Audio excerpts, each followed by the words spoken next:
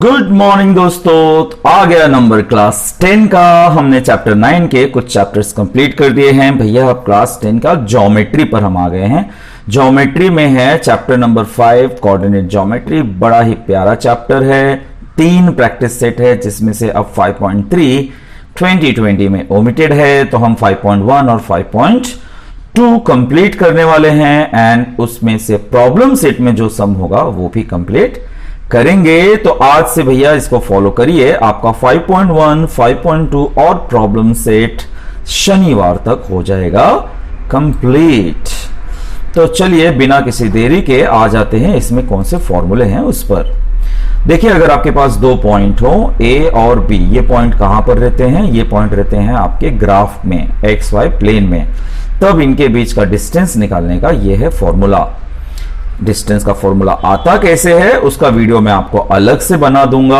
As a basics के फॉर्मूले बने कैसे हैं, ठीक है बच्चों। तो डिस्टेंस ए बी मतलब x2 माइनस x1 का whole square plus y2 minus y1 का होल स्क्वायर। ध्यान रखिएगा, डिस्टेंस ए बी मतलब square root x2 minus x1 y2 minus y1। भैया अगर अंदर उल्टा पुल्टा हो गया जैसे x1 माइनस x2 और y1 माइनस y2, कोई फर्क नहीं पड़ता, सब चलता है। और ओरिजिन से अगर किसी पॉइंट का डिस्टेंस निकालना हो तो भैया उसमें क्या होता है कि x1 और y1 जीरो हो जाएगा। अगर ओरिजिन है तो वो जीरो हो जाएगा। जीरो हो जाएगा मतलब अगर आप x2 में से 0 घटा देंगे तो x2 ही बचेगा, y2 में से 0 घटा देंगे तो y2 ही बच जाएगा। यानी आप सिंपल कह सकते हैं कि अंडर रूट x का स्क्वायर माइनस y का स्क्वायर। तो अगर किसी पॉइंट का ओरिजिन से डिस्टेंस निकालना हो बच्चों तो ये फॉर्मूला हम डायरेक्टली अप्लाई कर सकते हैं। ये क्वेश्चन एग्जाम में ज्यादा पूछा गया है। और डिस्टेंस ए बी को हम ऐसा डिस्टेंस ब्रैकेट ए कॉमा बी के बजाय सिर्फ ए बी भी लिख सकते हैं। हो गई ज्ञान की बातें। अब शुरू करते हैं क्वेश्चन नंबर 1। भैया है तो बड़ा इजी, बच्चे इसमें सिर्फ माइनस प्लस में मिस्टेक्स करते हैं, बाकी और कोई मिस्टेक इसके अंदर नहीं होता। अब जैसे हमारे पास है A23 B41, पहचान लीजिए x1 y1 क्या है। ये देखिए x1 y1 हो गया और x2 y2 क्या है, आपने x2 y2 पहचान लिया। अब फॉर्मूला डाल दीजिए। डिस्टेंस फॉर्मूला कहता है x2 माइनस x1 का whole square y2 minus y1 का होल स्क्वायर। तो उस हिसाब से 4 माइनस 2 1 माइनस 3 यहां पर आना चाहिए। आ गया। 4 minus 2 is 2, 1 minus 3 is minus 2। तो 2 का स्क्वायर 4 माइनस 2 का स्क्वायर 4, 4 4 8। सिंप्लीफाई कर सकते हैं इसे। 4 2 जा 4 का स्क्वायर रूट हुआ 2, आंसर हुआ 2 रूट 2। निकालते तो ऐसे ही है, बस बच्चे अब छोटी मोटी सिली मिस्टेक इसमें कर देते हैं बच्चों माइनस प्लस का। जब आप प्रैक्टिस करेंगे तो वो कमियां दूर हो जाएंगे। ठीक इसी तरीके से पी क्यू। तो x1 y1 पहचान लीजिए, x2 y2 पहचान लीजिए, then by distance formula apply, put the value. अब देखिए यहां पर बच्चे कर देते हैं गड़बड़। -1 माइनस -5। क्वेश्चन में अगर आपको कोई माइनस दिख रहा है ना बच्चों तो ऑलवेज उसे एक ब्रैकेट में लिखिए, तो कोई डाउट नहीं आएगा। ब्रैकेट में लिखने का फायदा क्या हुआ, अब आप देख सकते हैं कि यहां पे माइनस माइनस हो जाएगा प्लस, यानी कि -1 + 5। देखिए बाकी चीजों को मैंने कुछ भी नहीं किया, पहले एक टाइम पर एक काम। 5 - 1 हुआ 4, 3 - 7 हुआ -4। इसका स्क्वायर भी 16, उसका स्क्वायर भी 16, 32। सिंप्लीफाई, ये आ गया 4 रूट 2। तो इस तरह से आपने distance P Q find out कर लिया। फिर आते हैं आर एस जी, x1 और y1, x2 और y2 पहचान लिए। 5/2 फ्रैक्शन देख के डरिए मत, सिंपल सा काम है। ये देखिए पहले सब्स्टिट्यूशन कर देता हूं मैं, माइनस माइनस प्लस कर देता हूं मैं। यहां 0 में से 0 गया तो 0। और बच्चों 0 का स्क्वायर तो हम इग्नोर कर सकते हैं। यहां पर क्या होगा, 2 3 जा 2 3 जा 2 3 जा 6। सो 5 + 6 यानी कि 11/2। ये इस तरह से आ जाएगा 11/2 का होल स्क्वायर। भैया रूट के अंदर स्क्वायर दिख रहा है तो स्क्वायर हट जाएगा और आंसर सीधा सीधा आ गया 11/2। तो देखिए फ्रैक्शन था, पर फ्रैक्शन से कोई डरने वाली बात नहीं थी। आते हैं क्वेश्चन नंबर 4 की तरफ। क्वेश्चन नंबर 4 कह रहा है L is equal to 5, -8, M is equal to -7, -3। करना आपको है वही, x1 y1 और x2 y2 पहचान लीजिए, डिस्टेंस फॉर्मूला लिखिए, वैल्यूज को डालिए, माइनस प्लस का ध्यान रखिए, माइनस माइनस प्लस, यानी कि ये हो जाएगा -3 + 8, ये हो जाएगा -7 - 5 यानी कि -12। 8 - 3 हो गया बच्चों 5, 12 का स्क्वायर 144, 5 का स्क्वायर 25, यानी कि 144 + 25 आ गया, जिसका मतलब हुआ 169। 169 का स्क्वायर रूट होता है 13। तो इस तरह से ये फोर्थ भी हो गया। तो बच्चों इसमें कुछ डिफिकल्टी तो है नहीं, पर मैं इतने सालों से पढ़ा रहा हूं, मुझे पता है कि बच्चे कुछ ना कुछ माइनस प्लस में मिस्टेक कर देते हैं। तो इन सम्स को आप जरूर अपने आप से करिए। मैं यहाँ पर वीडियो में सारे सम सॉल्व तो कर दे रहा हूँ मैं, लेकिन आप ध्यान रखिएगा। ये x2 - x1 यानी कि 9 - -3 -10 -6, ये हो गया 9 + 3, ये हो गया -16, 12 का स्क्वायर -16 का स्क्वायर, ये हो गया 144, ये हो गया 256, ऐड किया तो 400, उसका स्क्वायर रूट 20। फिर करें इसकी बात, फ्रैक्शन आ गया है, कोई डरने वाली बात नहीं। x1 और y1 ले लिया, x2 और y2 ले लिया। अब बाय डिस्टेंस फॉर्मूले में हम पुटअप कर देते हैं, 11 - -7/2 4 - 4, माइनस माइनस बच्चों हो जाएगा प्लस, यहाँ 4 - 4 हो जाएगा 0। चलिए इसको 11 2 = 22 + 7 पहले लिख देंगे इस तरह से। 0 का स्क्वायर हम इग्नोर कर सकते हैं बच्चों, ये सीधा सीधा आ जाएगा 29/2 का होल स्क्वायर, यानी स्क्वायर रूट में से स्क्वायर तो हट जाएगा, आंसर आ गया 29/2। तो फ्रैक्शन वाले दो सम आ गए, लेकिन उनमें एक 0 भी आ रहा था, आपका काम इजी था। तो किसी भी क्वेश्चन को आप देखते ही प्रीज्यूम मत कर लीजिए कि उसके अंदर क्या प्रॉब्लम है। और अब इसका एप्लीकेशन आ गया। क्या एप्लीकेशन है भैया, पहले समझा दूं। अगर 3 पॉइंट कोलिनियर है तो इसका मतलब ये है, जैसे ये 3 पॉइंट है, कोलिनियर का मतलब अगर वो एक लाइन में है बच्चों, अगर उसका नाम दे दे मैं ABC, तो कोलिनियर का मतलब हुआ कि डिस्टेंस AB अगर मैं निकाल लूं, डिस्टेंस BC अगर मैं निकाल लूं, डिस्टेंस AC में अगर निकाल लूं, तो AB + BC करने पर AC आना चाहिए। कोलिनियर का यही मतलब हुआ, राइट। तो अगर कोई 3 पॉइंट कोलिनियर है तो बड़ा वाला डिस्टेंस यानी कि AC should be equal to sum of दो छोटे वाले डिस्टेंस, इजंट इट। तो इसी प्रिंसिपल का ध्यान रखते हुए हम कर लेंगे अगला सम। जैसे क्या कह रहा है अगला sum, determine whether the points are collinear. क्या नीचे दिए गए पॉइंट कोलिनियर है? भाई हमें तो नहीं पता कौन बड़ा है कौन छोटा है, अभी देखने से तो नहीं मालूम पड़ रहा है, यानी हमें एक एक करके निकालना होगा डिस्टेंस। तो जैसे पहले मैं AB पकड़ लेता हूं, तो AB जब निकालूंगा तो वही फॉर्मूले से x2 - x1 और y2 - y1 से मुझे AB का डिस्टेंस आ जाएगा। माइनस प्लस का बच्चों रखना है ध्यान, वो आ गया √5। ऐसे ही मैं डिस्टेंस BC निकाल लूंगा, वो आ रहा है 6√5। फिर मैं निकाल लूंगा डिस्टेंस AC, वो आ रहा है 5√5। ठीक है, मैंने क्वेश्चन 1 में बच्चों सिखाया बड़े आराम से कि कैसे आप सब्ट्रैक्शंस करते हैं। अब आप देख सकते हैं कि ये √5 है, ये 5√5 है, ये 6√5 है, सबसे बड़ा 6√5 है। तो क्या छोटे वालों को ऐड करूं तो ये आएगा? चलिए ऐड करके ही देख लेते हैं। देखिए √5 और 5√5 को ऐड किया तो 6√5 आ रहा है। इसका मतलब छोटे छोटे यानी कि AB और AC को ऐड करने पर BC आ रहा है। तो BC ये सबसे बड़ा पॉइंट हुआ। सेकेंड थिंग, ये इक्वल आ रहा है, इसका मतलब ये कोलिनियर हुआ। तो डिस्टेंस फॉर्मूला पे मैंने यहां पे बहुत ज्यादा स्ट्रेस नहीं दिया बच्चों। डिस्टेंस फॉर्मूला मतलब वैल्यूज पुटअप करिए और जैसे हमने डिस्टेंस निकाला वैसे डिस्टेंस निकालिए। इसका नेक्स्ट देखते हैं, क्वेश्चन नंबर 2 ये रहा। सेम डिस्टेंस फॉर्मूला से पहले LM निकाल लीजिए, फिर MN निकाल लीजिए ये इस तरह से, और फिर LN निकाल लीजिए इस तरह से। हम देखते हैं कि एक में आ रहा है 3√5, एक में आ रहा है √65, एक में आ रहा है 5√2। भैया इनको तो ऐड करने का कोई जुगाड़ है ही नहीं, वैसे भी इनके सर्ट्स अलग अलग हैं, मैं इनको ऐड कर ही नहीं पाऊंगा। पर अगर आप देखने चाहें बड़ा कौन है तो बड़ा √65 है और छोटे कौन है √45 और √50। तो हम सिंपल सा काम कह देंगे बच्चों, ऐड तो हम कर नहीं पाएंगे, हम लिखेंगे कि √45 और √50 को ऐड करने पर √65 नहीं आता, मतलब नॉट इक्वल। ठीक है, so 3√5 + 5√2 is not equal to √65। Therefore छोटे छोटे को ऐड करने पर बड़ा वाला नहीं आ रहा है, therefore L, M, N are not collinear.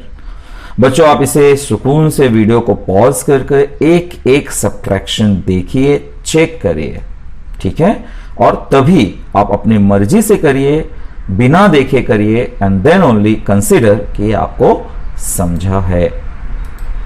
Third में भी बच्चों वही काम करेंगे, पहले आरडी निकाल लेता हूं मैं, फिर डीएस निकाल लेता हूं मैं,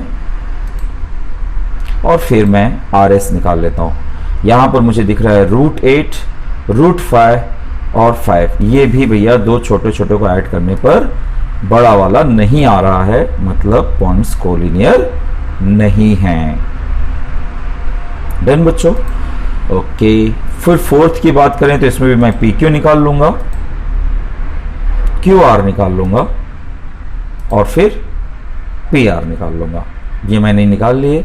यहां पर छोटे छोटे √10 है, इनको ऐड करने पर 2√10 आ रहा है, तो भैया ठीक है, ये आ रहा है, इसका मतलब distance PQ plus distance QR करने पर डिस्टेंस PR आ रहा है बच्चों। So we can say yes they are collinear. तो इस तरह से आपको कोलिनियर के सम्स हो गए। अब आते हैं question number 3, find the point on x axis. ये बड़ा इंपॉर्टेंट है, आपको पता है ना रूल क्या है, अगर कोई पॉइंट एक्स एक्सिस पर होगा तो वो पॉइंट में y0 रहता है, और कोई पॉइंट y एक्सिस पर रहा तो उसका x0 होता है। आपको x एक्सिस पर ऐसा पॉइंट ढूंढना है जो इससे इक्वल डिस्टेंस पर हो। तो हम जानते हैं कि पॉइंट ऑन x एक्सिस रहा तो उसका फॉर्मेट होता है x, 0, और y एक्सिस पर रहा तो 0, y। सिंपल सी बात याद रखना बच्चों, अगर कोई पॉइंट x एक्सिस पर है तो उसका y0 होना चाहिए, और कोई पॉइंट y एक्सिस पर है तो उसका पॉइंट x0 होना चाहिए। अब हमारा पॉइंट तो है x एक्सिस पर, यानी कि ये हो सकता है हमारा पॉइंट x0, यानी एक कोऑर्डिनेट तो बच्चों मालूम है 0, हमें एक कोऑर्डिनेट पता लगाना है, और रिलेशन दे रहा है कि वो इक्वी डिस्टेंट है। तो let the point C be on x axis which is equi distance from A and B। तो भैया पॉइंट C हम कंसिडर कर लेंगे x, 0। क्वेश्चन के हिसाब से C is distance from A and B, मतलब ये कि distance CA is equal to distance CB, यानी मैं लिख रहा हूं AC is equal to BC। Distance formula क्या है बच्चों, वो डिस्टेंस फॉर्मूला के हिसाब से मुझे AC और BC का फॉर्मूला यहां पर फिट कर देना चाहिए। जैसे AC में देखिए बच्चों मैं क्या कर रहा हूं, AC में x -3 प्लस 0 -4, यानी कि x2 - x1 plus y2 - y1, ये हो गया AC। BC की बात करें तो x -1 0 -4, ठीक है। अब बच्चों दोनों तरफ है स्क्वायर रूट, अगर आप स्क्वायरिंग कर दें तो दोनों साइड के रूट हट जाएंगे, पहला काम। दूसरा काम, ये ब्रैकेट के अंदर देखिए अगर कुछ चेंजेस पॉसिबल है तो कर दीजिए, जैसे ये माइनस माइनस प्लस हो जाएगा, ये x + 3 आ जाएगा, ये भी माइनस माइनस प्लस हो जाएगा, यानी कि 0 + 4 आ जाएगा, ठीक है। तो स्क्वायर रूट तो हटा ही, जो छोटे छोटे चेंजेस थे वो भी मैंने यहां पर कर दिए हैं। अब आपका हो गया है नॉर्मल सम बच्चों, x + 3 का होल स्क्वायर कर दीजिए, यानी कि a + b का होल स्क्वायर, 0 - 4 का मतलब -4 ही हुआ, यहाँ पे होल स्क्वायर का फॉर्मूला, और 0 + 4 का मतलब 4 ही हुआ। तो a + b का होल स्क्वायर मतलब a² x² प्लस 2ab, 2 3 जा 6 प्लस b² यानी कि 3 का स्क्वायर 9। यहां पे सीधा सीधा -4 आ जाएगा, -4 का स्क्वायर 16। यहां पर बच्चों a - b का होल स्क्वायर मतलब a² x² माइनस 2ab, 2 1 जा 2 प्लस b² यानी कि -1 का स्क्वायर 1, और 0 + 4 यानी कि 4 का स्क्वायर 16। अब हम देख सकते हैं कि x² और x² हो जाएगा कैंसिल। तो अगले स्टेप में 6x + 25 और यहाँ पे -2x + 17 हो जाएगा। ये 9 + 16 1 + 16, सिर्फ मैंने एक्स स्क्वायर कर दिया है ओमिट। ओके, तो इस तरह से मैंने x को ला दिया एक तरफ, -2x आ गया, हो गया +2x। यहां पर मैंने दरअसल 16 और 16 भी कर दिया है कैंसिल, 16 और 16 कर दिया है कैंसिल। 1 - 9, 1 - 9 हो गया -8। सो x मतलब -8/8, यानी कि x = -1।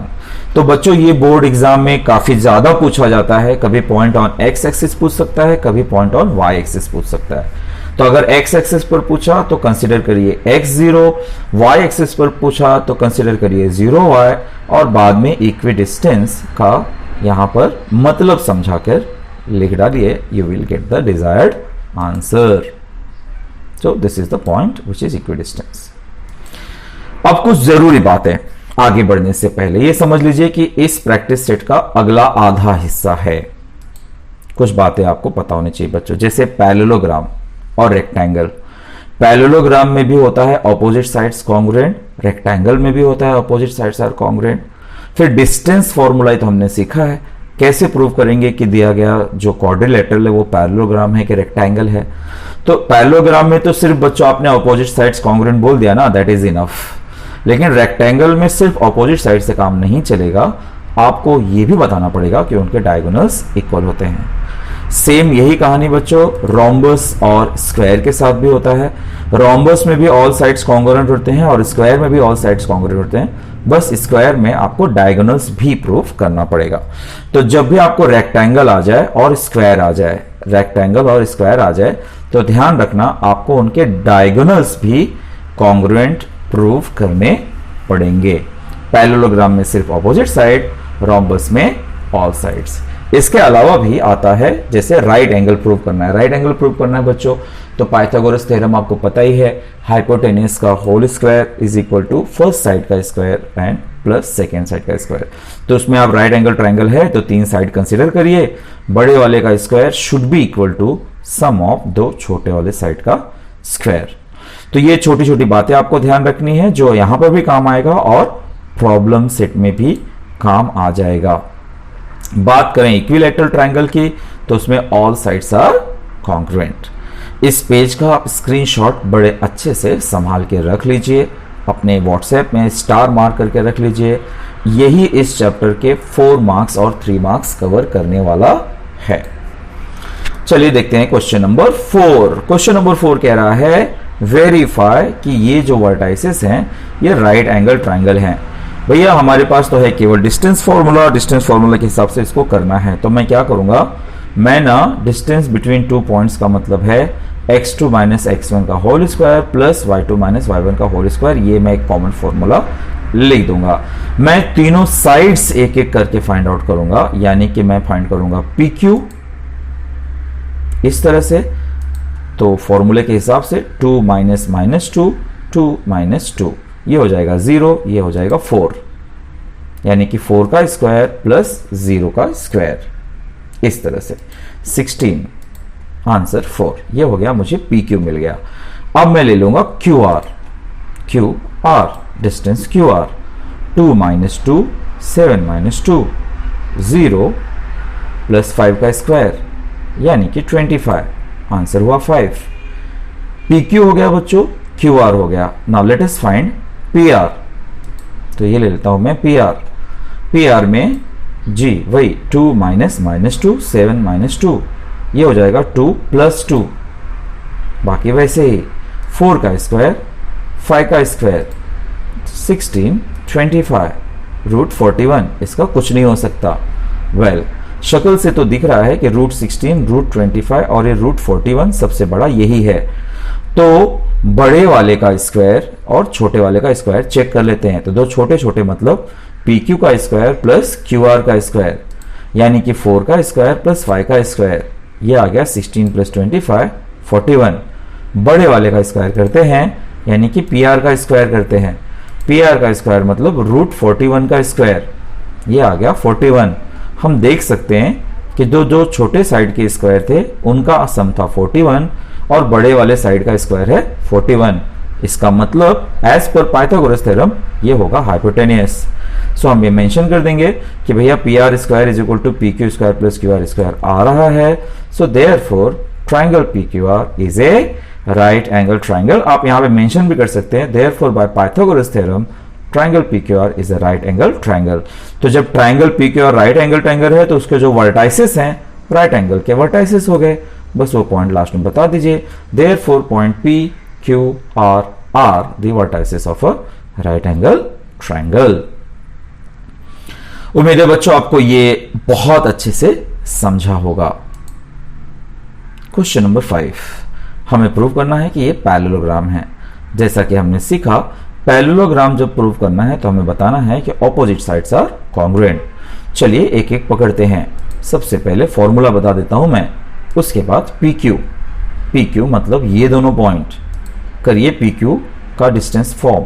पी क्यू मतलब 7 - 2 3 - -2 ये हो जाएगा 3 + 2 5 का स्क्वायर 25 यानी कि √50। अब डिस्टेंस क्यू आर सेम कहानी 11 - 7 -1 - 3 ये हो गया 4, ये हो गया -4 16 + 16 √32। सिंप्लीफाई करने की कोई जरूरत नहीं, हमें सिर्फ चेक ही तो करना है कि अपोजिट साइड्स इक्वल आ रहे हैं या नहीं। क्यू आर हो गया बच्चों। अब आर एस ले लेता हूं मैं 6 - 11 -6 - 1 यानी कि -6 + 1 ये हो गया -5 का स्क्वायर, ये भी हो गया -5 का स्क्वायर 25 √50। हमने अभी तक पी क्यू निकाल लिया, क्यू आर निकाल लिया और आर एस निकाल लिया। अब बच गया पी एस। चलिए पी एस भी निकाल लेते हैं। तो पी एस निकाल लेंगे तो 6 - 2 का होल स्क्वायर -6 -2 का होल स्क्वायर ये हो गया -6 + 2 4 का स्क्वायर +-4 का स्क्वायर यानी कि √32। तो बच्चों हम यहां पर क्लियरली ऑब्जर्व कर सकते हैं कि √50 पी क्यू का ऑपोजिट आर एस ये इक्वल आ रहा है और क्यू आर का ऑपोजिट पी एस ये इक्वल आ रहा है, पेयर में इक्वल आ रहा है, मतलब ऑपोजिट साइड्स आर इक्वल आ रहे हैं। तो P Q is equal to R S आ रहा है और Q R is equal to P S आ रहा है। इसका मतलब opposite sides are congruent. Therefore quadrilateral P Q R S is a parallelogram. तो भैया आराम से हो गया, ये कोई दिक्कत नहीं थी। So point PQRS are the vertices of a parallelogram. A very beautiful question बच्चों for 4 marks at least.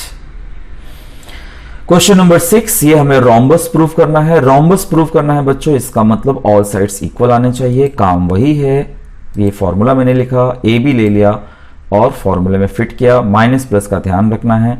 अब ये हो जाएगा -1 + 4, ये हो जाएगा 2 + 7 कुछ इस तरह से।